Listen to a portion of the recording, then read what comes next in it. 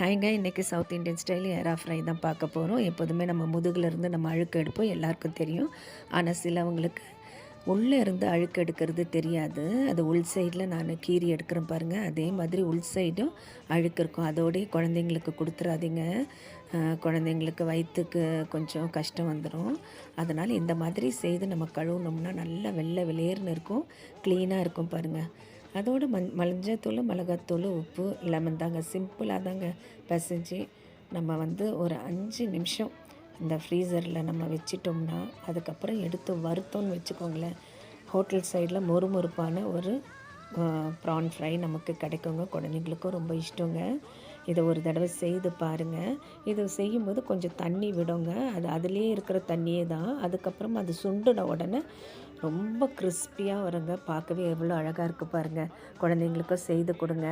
ஒரு தடவை செய்து பார்த்து அசத்துங்க.